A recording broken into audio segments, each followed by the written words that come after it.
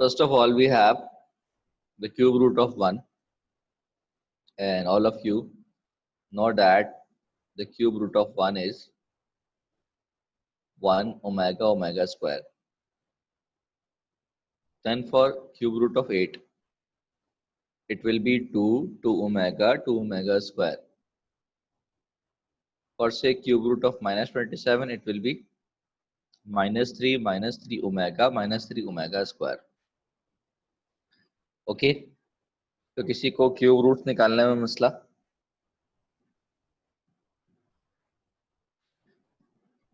अब अगर बात हो फोर्थ रूट्स की, तो मैंने एक्स सपोज कर लिया 1 की पावर 1/4, पावर 4 लगा दी बोथ साइड, अरेंज किया, अरेंज करने के बाद फॉर्मूला लगा दिया a plus B a minus B.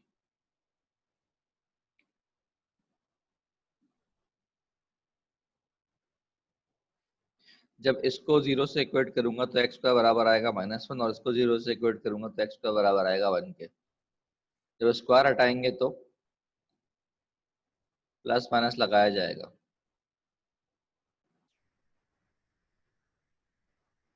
जब भी स्क्वायर हटाएंगे साथ में प्लस माइनस लगाया जाएगा। और उसके बाद जो अंडर रूट -1 है, ये बराबर होता है आयोटा के, तो इसलिए आंसर आया plus minus iota. Under root 1 बराबर होता है 1 के, तो इसलिए x बराबर आया प्लस माइनस 1 के। तो फोर्थ रूट्स ऑफ यूनिटी क्या है? 1 -1 आयोटा माइनस आयोटा।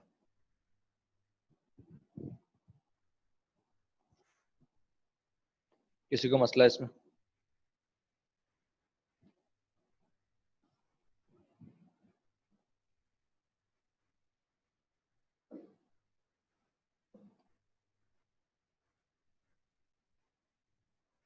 यहाँ तक बात समझ में आ गई सबको?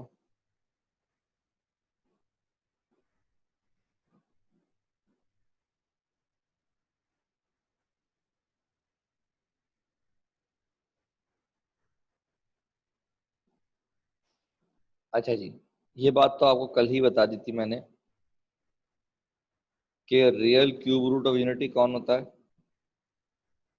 और complex cube root of unity क्या होते हैं।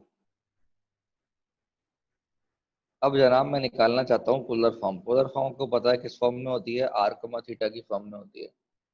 जब भी क्यूब रूट्स या फोर्थ रूट्स की अगर आपको निकालनी है पोलर फॉर्म, तो हमेशा आप कंसिडर करेंगे यूनिट सर्किल।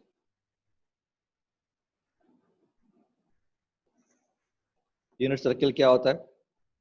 ऐसा सर्किल होता है जिसका रेडियस 1 के बराबर होता है। ठीक है, तो आपको पता है कि सर्किल में होते हैं टोटल 360 डिग्री। तो अगर क्यूब रूट्स की बात करें तो आपको इस सर्किल को 3 हिस्सों में तोड़ना है। तो 3 हिस्सों में तोड़ दिया मैंने, तो 120 डिग्री का एक इंटरवल आ गया। 120 डिग्री का एक इंटरवल आ गया। तो 120 डिग्री का एक इंटरवल आया, तो 120 डिग्री स्टार्ट करेंगे हम 0 से। नेक्स्ट इंटरवल हमारा पूरा होगा 2π/3 पे, जो कि होता है 120 डिग्री। और नेक्स्ट वाला स्टार्ट होगा 4π/3 पे, जो होता है 240 डिग्री। तो अगर 120 डिग्री का इंटरवल है, हमारा इंटरवल स्टार्ट होगा वो 0 से स्टार्ट होगा, फिर 120 से स्टार्ट होगा और 240 से स्टार्ट होगा। तो बेसिकली पहला होगा 0 से लेकर 120 तक, फिर 120 से 240 तक, और फिर 240 से 360 तक। सो पोलर कोऑर्डिनेट होता है r, थीटा की फॉर्म में। तो जब r, थीटा की फॉर्म में है तो आप देखें r इन सब का 1 है,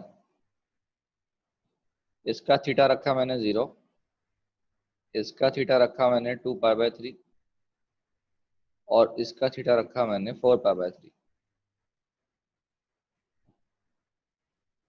बात समझ में आ गई कि उसका 0, उसका 2 पाई बाय 3 और इसका 4 पाई बाय 3 क्यों रखा और कैसे रखा।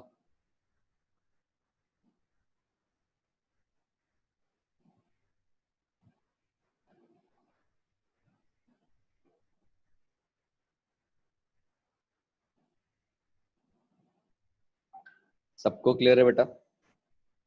जब मैं पूछा करूं तो सब बताया करें। मोहम्मद अरीफ आपको क्लियर है, सानिया आपको क्लियर है, वर्दा आपको क्लियर है।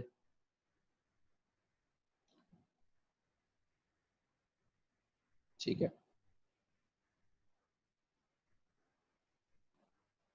अब देखें।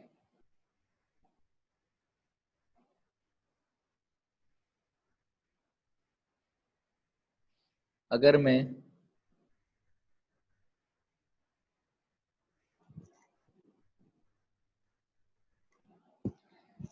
अब करना चाहता हूं फोर्थ रूट्स ऑफ यूनिटी के लिए ना, तो आप देखिए मैंने 360 डिग्री था टोटल एंगल, इसको डिवाइड कर दिया 4 से। जब मैं 4 से डिवाइड करूंगा तो जनाब इंटरवल आएगा 90 डिग्री का। 90 डिग्री के इंटरवल का मतलब है कि रेडियस सबके 1 रहेंगे। पहले का 0 आएगा,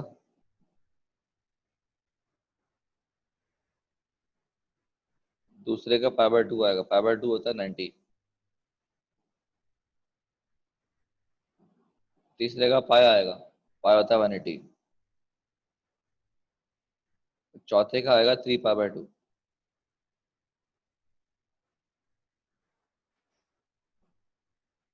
तो जनाब हमारे पास पहला आया 0 से 90, फिर आया 90 से 180, फिर आया 180 से 270, और फिर 270 से 360। बात समझ में आ गई आप सबके?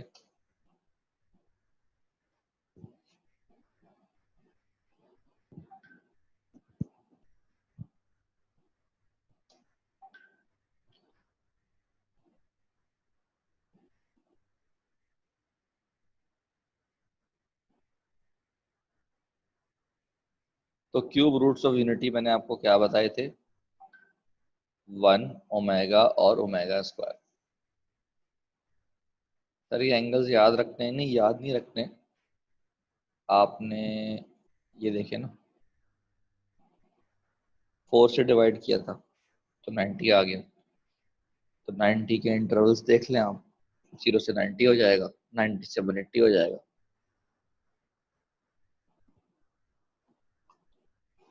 180 से 270 हो जाएगा, 270 से 360 हो जाएगा। सही है? बात समझ में आ गई?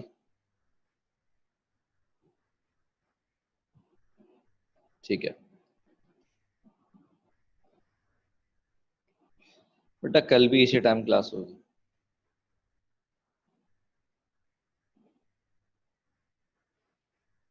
अच्छा जी, अब हमारे पास, याद रखें,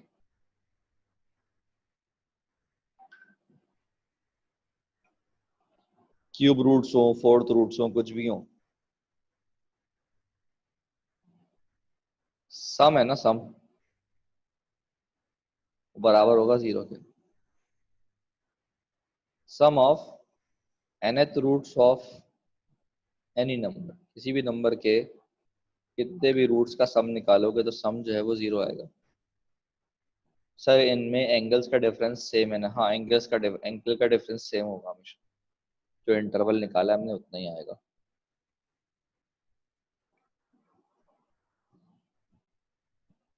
जब प्रोडक्ट करेंगे ना आप रूट्स का,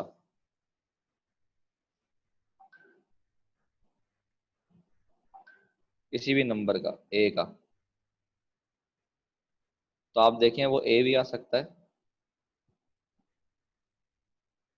और माइनस ए भी आ सकता है।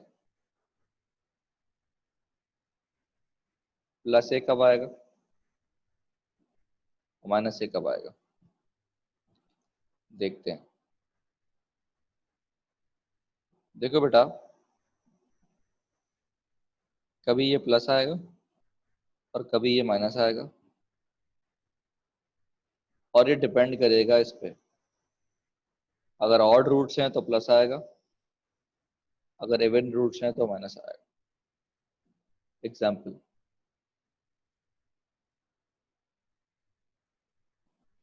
देखिए सम की बात की थी, किसी भी नंबर का जीरो आएगा। प्रोडक्ट की बात की थी, एनी नंबर ए, वही आएगा। लेकिन पॉजिटिव टू आया है।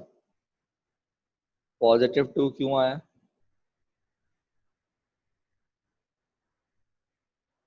क्योंकि यहाँ पर जो नंबर ऑफ रूट्स हैं वो ऑड है। इसी तरीके से मुझे प्रोडक्ट निकालना है किसी भी नंबर ए का, वही आएगा। लेकिन यहाँ पर आ रहा है माइनस। माइनस क्यों आ रहा है, क्योंकि नंबर ऑफ रूट्स जो हैं वो इवन है। बात समझ में आ रही?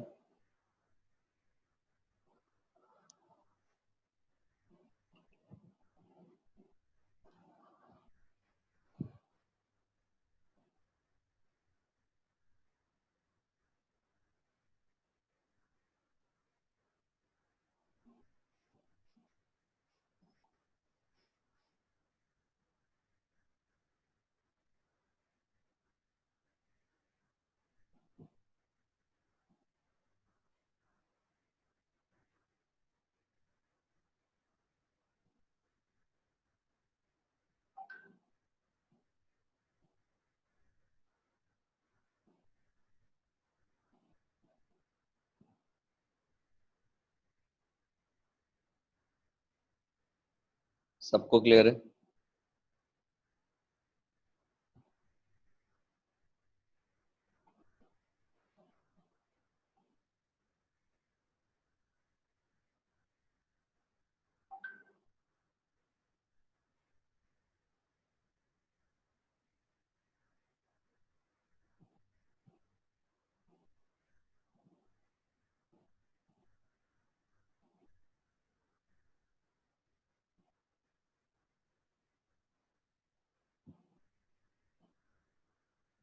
यार ये एडमिन को बोला करें आप लोग, हम तो दे देते हैं यहाँ से।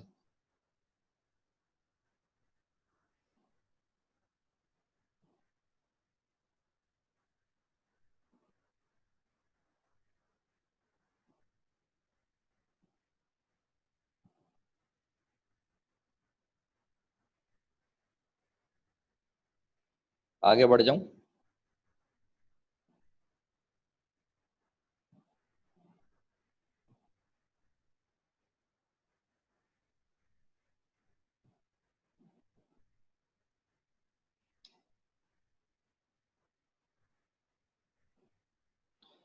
बेटा एमसीक्यूज बुक का बोल दिया एडमिन को मैंने, वो लोग इस मसले को हल करेंगे।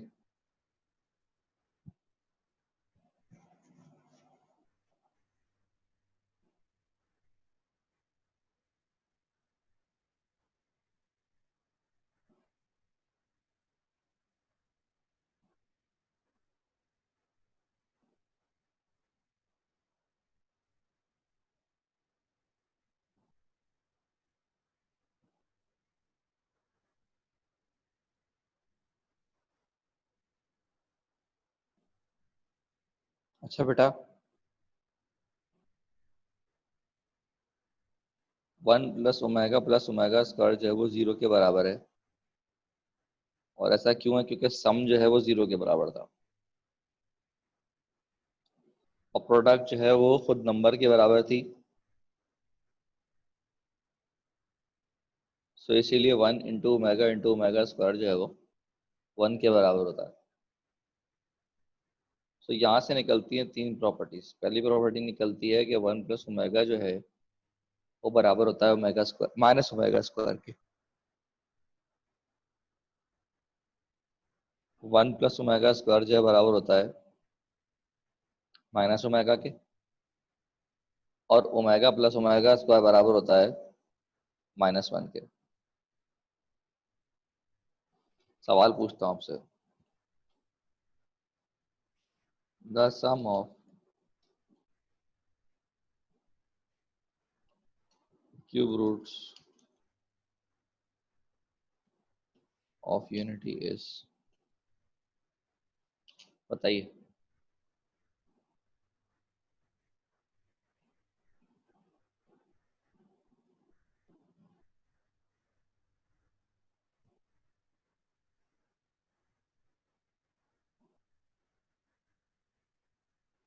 सही है। एक और सवाल पूछता हूँ, द सम ऑफ कॉम्प्लेक्स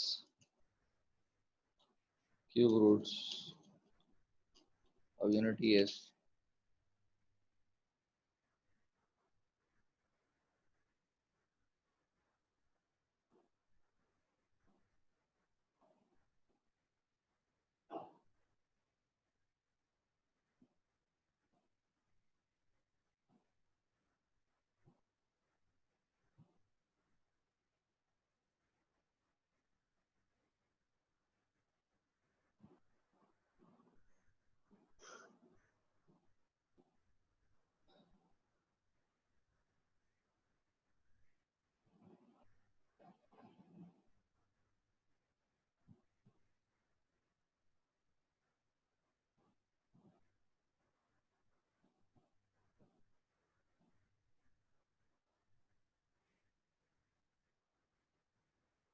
सना अरीब,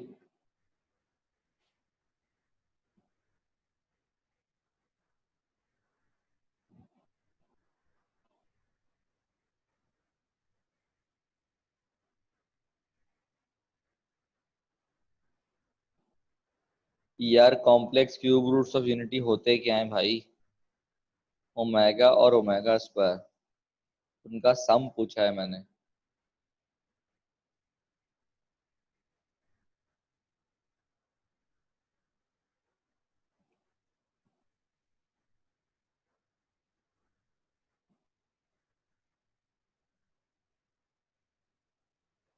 -1, ठीक है। सो जनाब, ओमेगा क्यूब जो है बराबर होता है 1 के, तो इसीलिए ओमेगा 6 भी बराबर होता है 1 के। ओमेगा 9 भी बराबर होगा 1 के। ओमेगा की पावर अगर 3n है, 3n का मतलब है 3 का टेबल, तो ये बराबर होगा 1 के।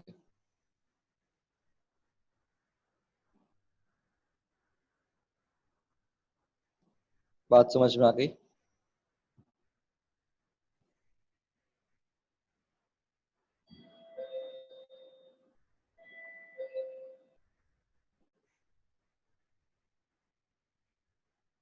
क्लियर है जनाब?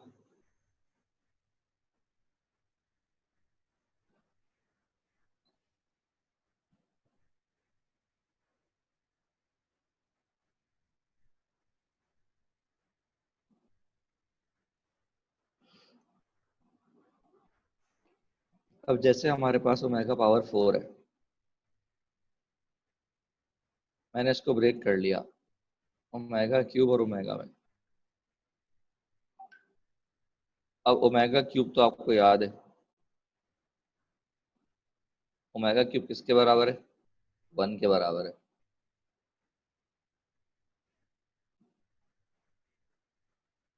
सो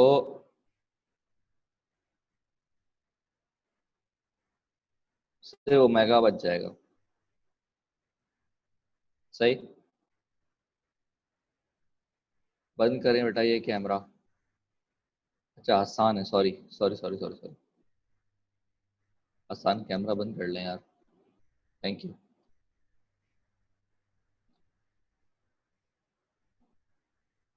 अब हमारे पास ओमेगा पावर 8 है, तो मैंने इसको ब्रेक कर लिया ओमेगा 6 और ओमेगा स्क्वायर में। तो 6 में क्यों ब्रेक किया, क्योंकि 6 जो है वो आता है 3 के टेबल में, और ओमेगा पावर 6 बराबर होता है 1 के। तो सिर्फ क्या बचेगा, ओमेगा स्क्वायर बचेगा। अब ये ओमेगा पावर 58 लिखा हुआ है, अब ये 58 के साथ मैंने क्या किया जरा ये देखिए। 58 को मैंने ब्रेक कर लिया 5 + 8 में, ये ओमेगा की पावर्स के लिए जुगाड़ है। 5 + 8 हो जाएगा 13। 13 को मैंने दोबारा से ब्रेक किया 1 + 3 में, और 1 + 3 हो जाएगा 4, और ओमेगा 4 हमें सॉल्व करना आता है। ये बराबर आएगा ओमेगा के। अब अगर पावर है 241, तो कैसे लिख लूँ, 2 + 4 + 1, और ये कितनी आ जाएगी 7, और ओमेगा 7 जो है वो किसके बराबर हो जाएगा, सॉल्व करके ओमेगा के बराबर। अब ये 3348 है, कैसे लिखूंगा मैं इसको, 3 + 3 + 4 + 8, तो कितना हो जाएगा, ये हो जाएगा 18। 18 को दोबारा ब्रेक कर लिया मैंने 1 + 8 में, और 1 + 8 जो है वो कितना हो जाएगा 9 हो जाएगा, और ओमेगा 9 क्योंकि 3 के टेबल में है, तो आंसर आएगा 1। तो ये जुगाड़ें सिर्फ इसमें चलेंगी, ओमेगा में चलेंगी, किसी और में नहीं चलेंगी।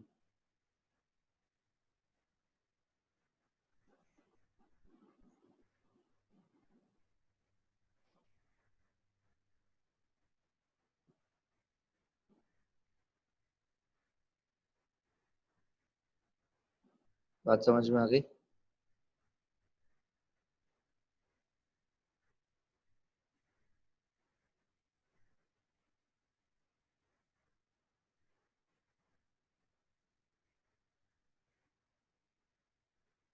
सबको क्लियर है।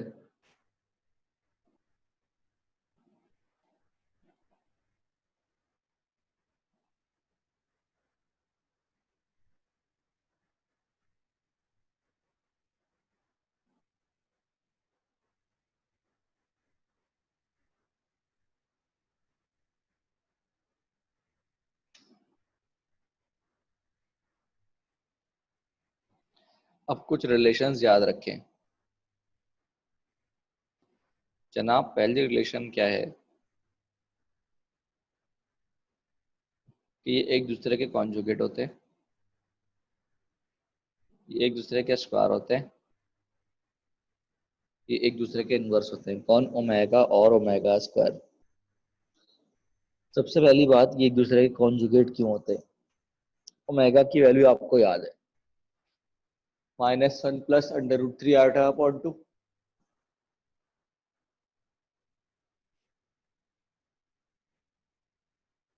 और ओमेगा स्क्वायर की वैल्यू होती है -1 - √3 r/2। तो ओमेगा में बीच में आता है प्लस, और ओमेगा स्क्वायर में आता है बीच में माइनस। तो एक वैल्यू प्लस में है और एक वैल्यू माइनस में है, एक दूसरे के क्या कहलाएंगे, ऑब्वियस सी बात है कॉन्जुगेट कहलाएंगे। सो इसीलिए हम क्या लिखते हैं कि ओमेगा का कॉन्जुगेट ओमेगा स्क्वायर और ओमेगा स्क्वायर का कॉन्जुगेट ओमेगा, ओमेगा का कॉन्जुगेट ओमेगा स्क्वायर, और ओमेगा स्क्वायर का कॉन्जुगेट ओमेगा। जनाब हम जब ओमेगा का स्क्वायर करते हैं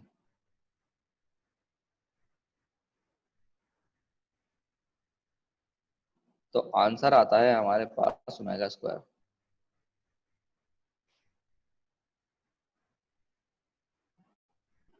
और जब हम ओमेगा स्क्वायर का स्क्वायर करते हैं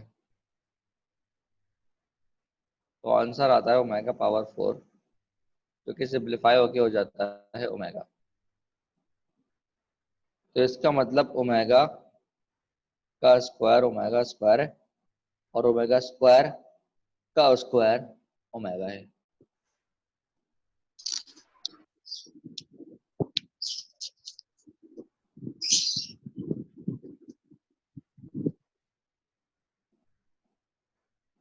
बात समझ में आ गई सबको?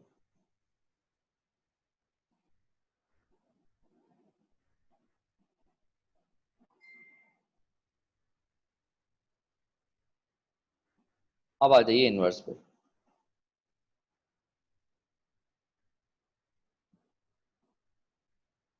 अगर मैं ओमेगा का इनवर्स निकालूं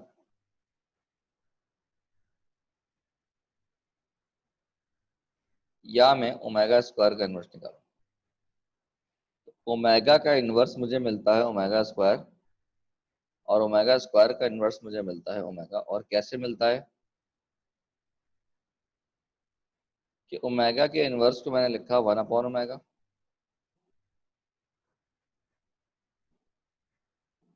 मल्टीप्लाई डिवाइड किया कॉन्जुगेट से, तो ऊपर आ गया ओमेगा स्क्वायर और नीचे आ गया ओमेगा क्यूब। ओमेगा क्यूब को पता है 1 के बराबर है। तो इस तरीके से ओमेगा का इनवर्स बन गया ओमेगा स्क्वायर। ओमेगा स्क्वायर का इनवर्स करना था तो मैंने लिख दिया 1/ओमेगा स्क्वायर, मल्टीप्लाइड की, ऊपर आ गया ओमेगा, नीचे आ गया क्यूब। ओमेगा क्यूब आपको पता है 1 के बराबर क्या है पास। तो ये एक दूसरे के इनवर्स कैसे हैं, बात समझ में आ गई?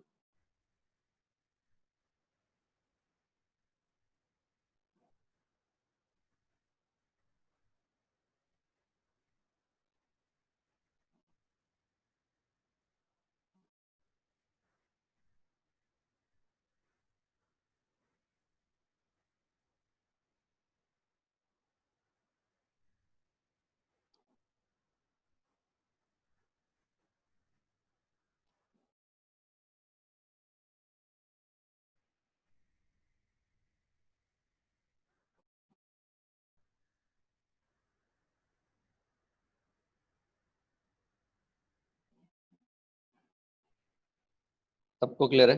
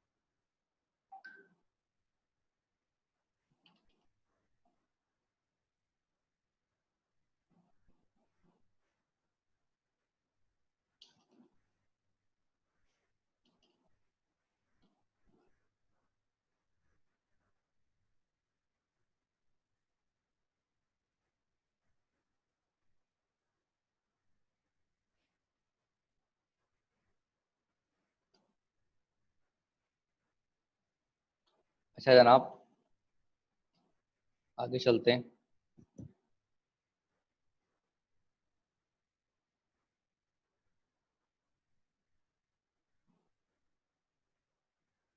आयोटा की पावर सॉल्व करना बता दी थी मैंने।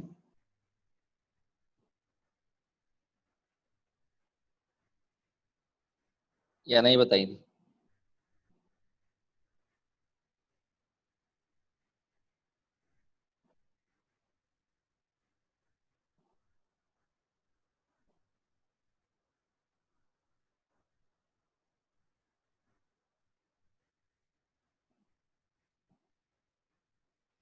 मतलब आयोटा की बड़ी पावर सॉल्व करना बता दी थी।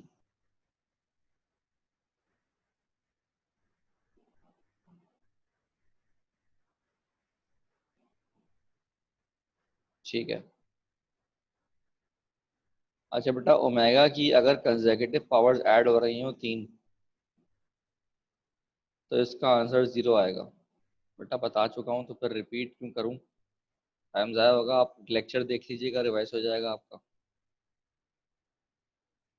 सो ओमेगा की पावर अगर 3 कंसेक्यूटिव हो और ऐड हो रही हो, तो इसका आंसर क्या होता है? 0 होता है। और इसी तरीके से आयोटा की पावर अगर कंसेक्यूटिव हो और 4 हो, तो आंसर 0 आता है।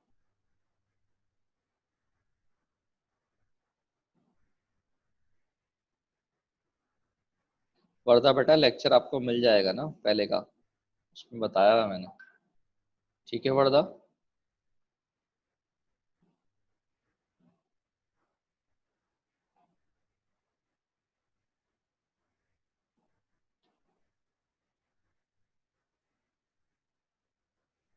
अब आ जाइए जनाब नेचर ऑफ रूट्स पे।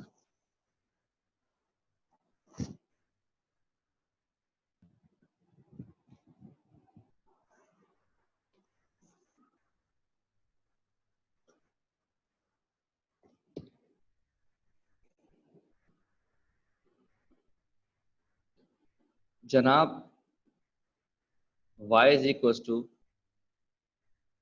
ए x square plus B x plus C equal to 0, ये क्वाड्रेटिक इक्वेशन है, जो कि आप सबको पता है कि हमेशा क्या बनता है? पैराबोला बनता है।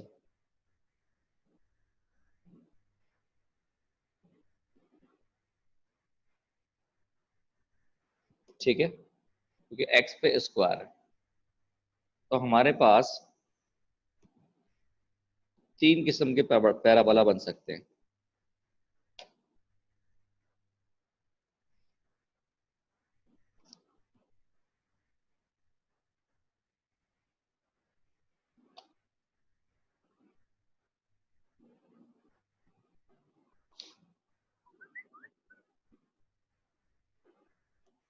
अब हमारे पास, आवाज आ रही सबको?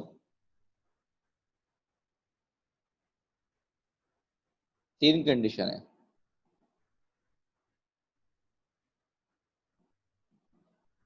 पहला कर्व ये वाला है, जो कि आप देख सकते हैं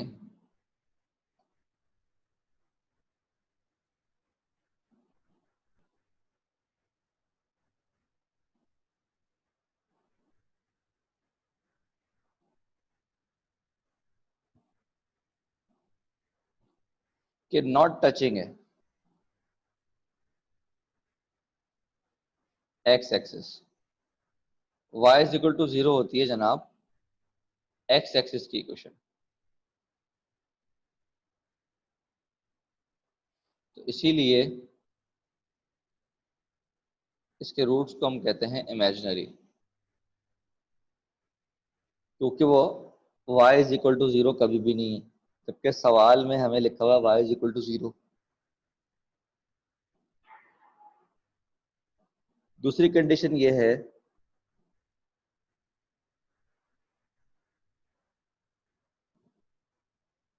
जिसमें कर्व एक्स एक्सिस को एक जगह पर टच करेगा।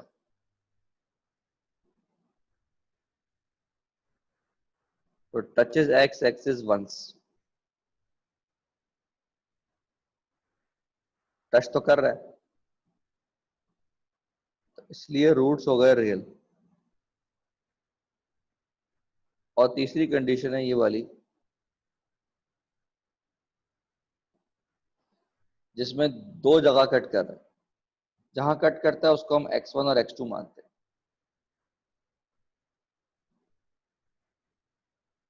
तो यहां पर आपने देखा कि टचिंग x एक्सेस ट्वाइस, दो दफा कट कर रहा है, रियल कटिंग है। इमेजिनरी क्यों है? क्योंकि नजर ही नहीं आ रहा कट होते हुए। रियल क्यों है? क्योंकि कट होता हुआ नजर आ रहा है।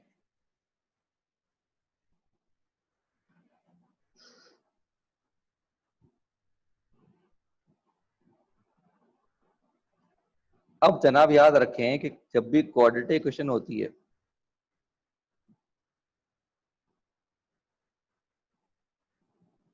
तो उससे आते हैं हमेशा दो आंसर्स, x1 और x2। तो ब्लैक वाले केस में जो x1 x2 है वो एक ही जगह पर है। जो x1 x2 है वो एक ही जगह पर है। जब एक ही जगह पर है तो जनाब ये कहलाएंगे इक्वल रूट्स। x1 और x2 बराबर होंगे। सही।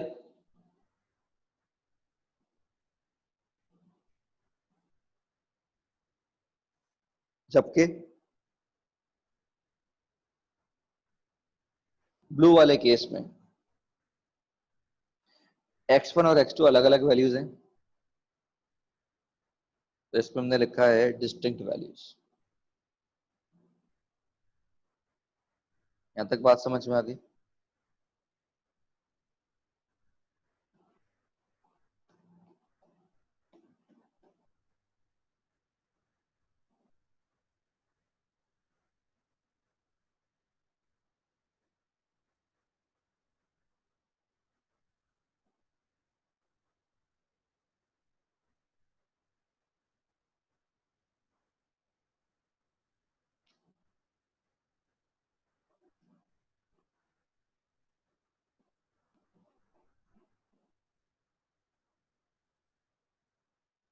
यहां तक क्लियर है सबको?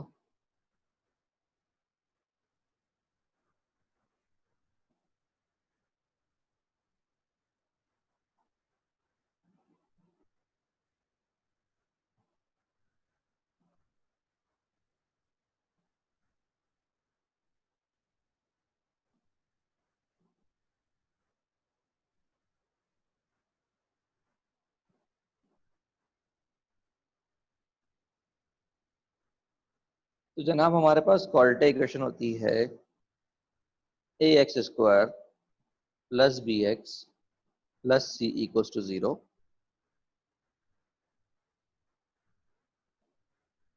जिसका हमारे पास x आता है under root b square minus 4ac upon 2 है।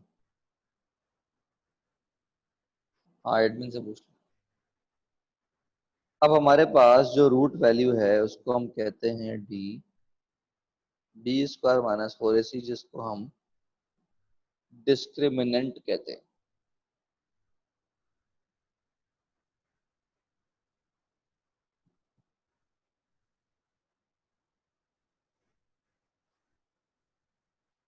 डिस्क्रिमिनेंट रिप्रेजेंट होता है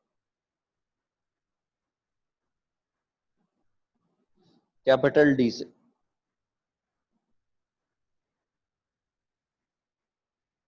कैपिटल डी का फॉर्मूला होता है बी स्क्वायर माइनस 4ac।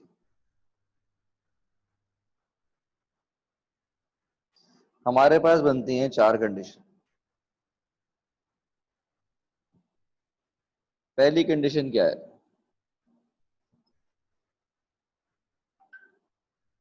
कि डी अगर आ जाए less than zero. D less than zero का मतलब है कि रूट में आ जाएगा नेगेटिव, और रूट में नेगेटिव का मतलब है क्या आ जाएगा? आयोटा। तो जब भी आयोटा आएगा, अब आपको पता है कि रूट्स क्या कहलाएंगे, कॉम्प्लेक्स कहलाएंगे।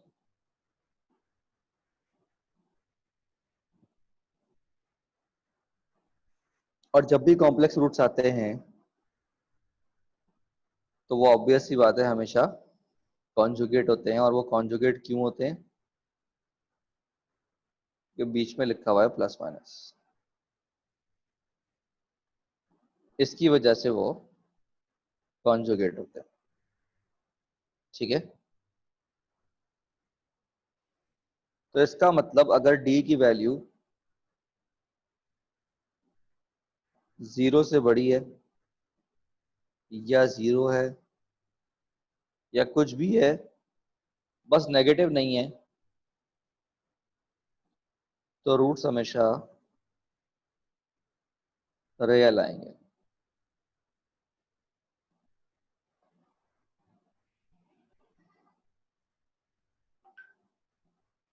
बात समझ में आ गई?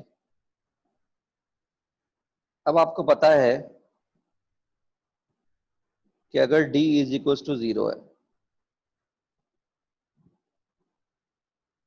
और मैं यहां पर 0 लिख दूं, तो प्लस 0 करें या -0 करें, जवाब बराबर आएगा। इसीलिए रूट्स कहलाएंगे इक्वल। और अगर 0 के अलावा कोई और वैल्यू है तो रूट्स आएंगे डिस्टिंक्ट। ये प्लस करने पे आंसर अलग आएगा और माइनस करने पे आंसर अलग आएगा। अब सवाल ये पैदा होता है कि रैशनल क्यों है और इरेशनल क्यों है। जब d बराबर होगा परफेक्ट स्क्वायर के, तो परफेक्ट स्क्वायर जो है वो रूट से बाहर आ जाता है और वो रैशनल कहलाता है। और जब हम बात कर रहे हैं d ग्रेटर देन 0 की, तो अब हम कंसिडर कर रहे हैं कि d जो है वो परफेक्ट स्क्वायर नहीं है। तो अगर d परफेक्ट स्क्वायर नहीं है तो वो रूट से बाहर नहीं आएगा, और जब वो रूट से बाहर नहीं आएगा तो इर्रेशनल कहलाएगा। तो रूट से बाहर कब आएगा? जब वो या तो 0 होगा या वो परफेक्ट स्क्वायर होगा। अदरवाइज वो इर्रेशनल आएगा, क्योंकि वो तो रूट से बाहर आ ही नहीं सकता।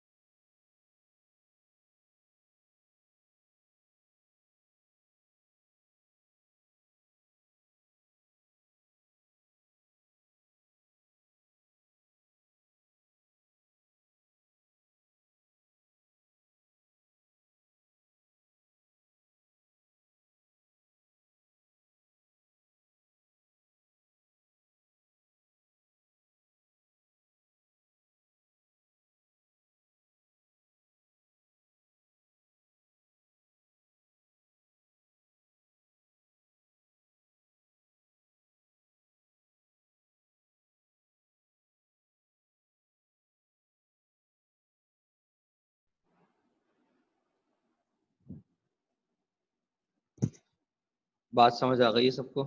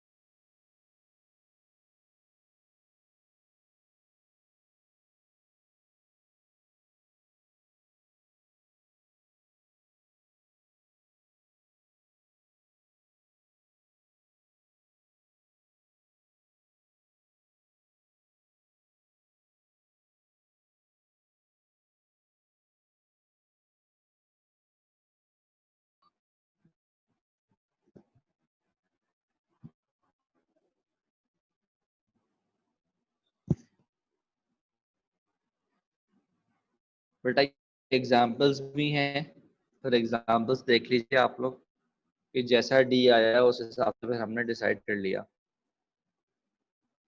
ठीक है।